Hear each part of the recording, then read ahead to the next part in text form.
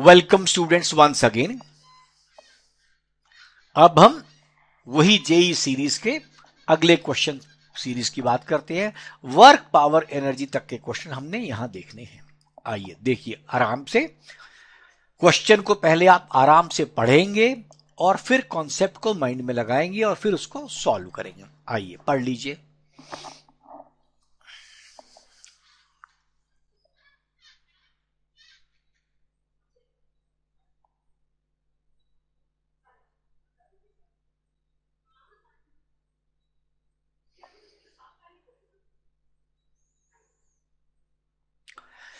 चलिए आपने पढ़ लिया। अब देखिए पहली चीज आप ध्यान दें कि 1 केजी की बॉडी ए पर रखी है जो 2 मीटर हाई है, लेकिन वहां पर रेस्ट पे है। जब ये वहां पर रेस्ट पे, इसका मतलब इस जगह इस पर सिर्फ और सिर्फ इसमें पोटेंशियल एनर्जी है। अब एओसी फ्रिक्शनलेस ट्रैक है, इसका मतलब इसमें फ्रिक्शन पे कोई वर्क नहीं हो गया। इसका मतलब ए पर वही एनर्जी है जो ओ पर एनर्जी है, जो सी पर एनर्जी है। ठीक। अब इसने क्या बता दिया, उसके बाद सी के बाद ट्रैक तो छूट गया, तो फ्रिक्शन तो वैसे ही नहीं है। अब ये कहता P is the highest point. तो होगा क्या, जो ए पॉइंट पर टोटल एनर्जी है वही पी पॉइंट पर टोटल एनर्जी है। चेंज किसमें आ गया, आप देख सकते हैं कि पी पॉइंट की हाइट कम है, इसका मतलब पी तक आते आते लॉस ऑफ पोटेंशियल एनर्जी है। और जो लॉस ऑफ पोटेंशियल एनर्जी है वही गेन इन काइनेटिक एनर्जी हो जाएगी। सिर्फ वर्क पावर एनर्जी का ये छोटा सा कॉन्सेप्ट आपको दिमाग में रखना है।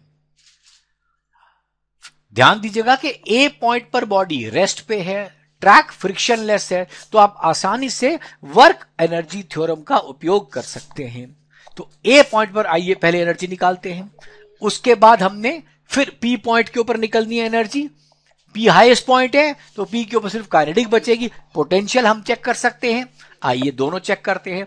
हमारे पास loss in P E will be equal to gain in kinetic energy.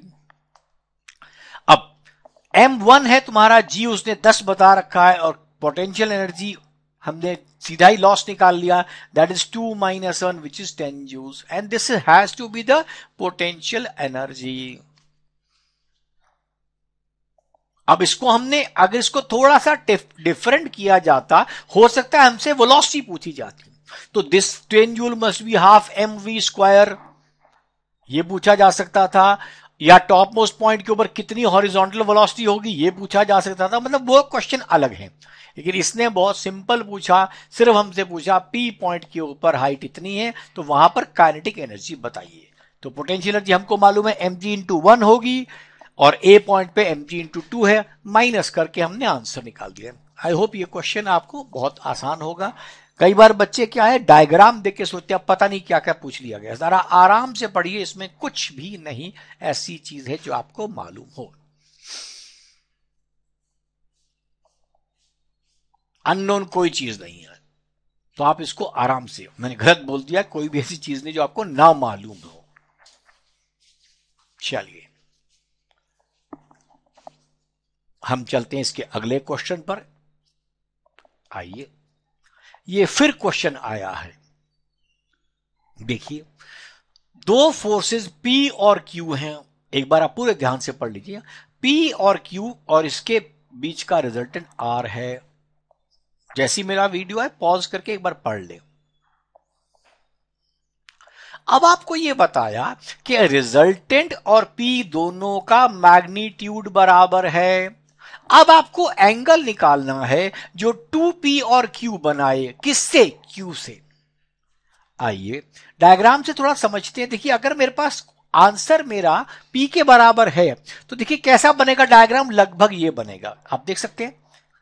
क्योंकि P और Q बराबर करना है, लगभग P और Q भी ऑलमोस्ट बराबर होंगे, कुछ एंगल उनके बीच का होगा, लेकिन हमारे पास क्या है, ये इसका रिजल्टेंट होगा।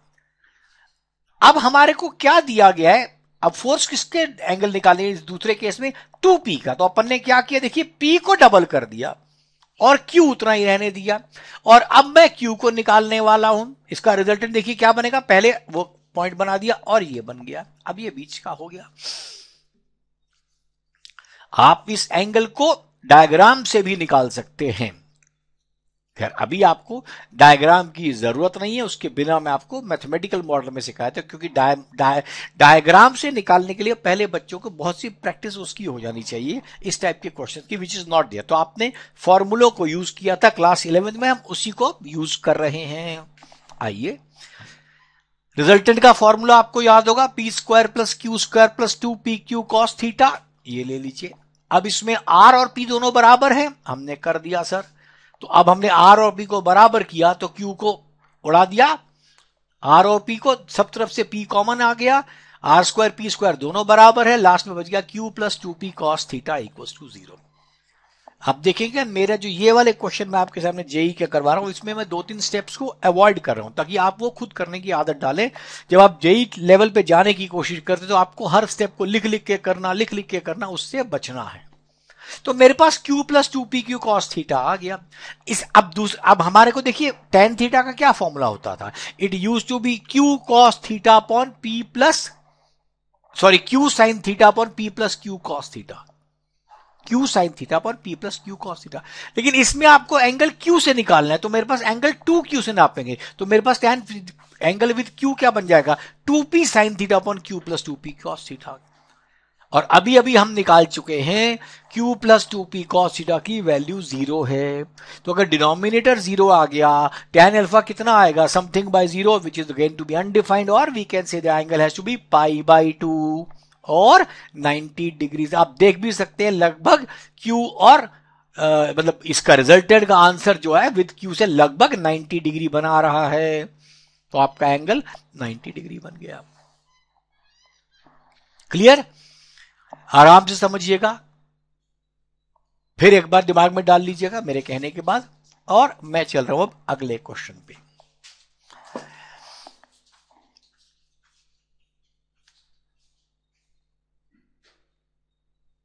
अब यहां आइए,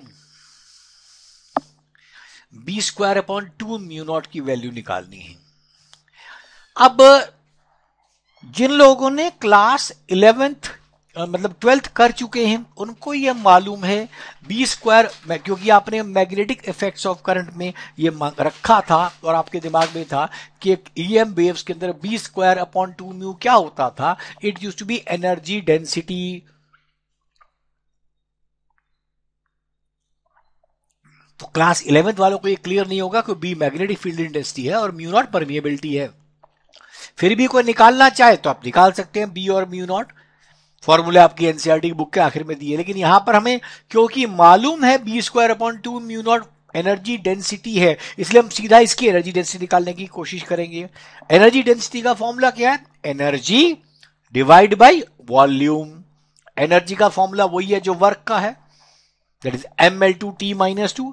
वॉल्यूम आपको मालूम है L-3 है, अब यह देख सकते हैं, तो क्या बन गया ml2t-2 divide by L cube. जब मेरे पास L क्यूब नीचे आ गया, L स्क्वायर ऊपर, आपको पता है ml-1 बनेगा। तो हमारे पास सिर्फ सेकेंड ऑप्शन t-2 के साथ मेरे पास है, तो मेरा ऑप्शन आ गया इसमें ml-1 t-2 which is going to be the second option.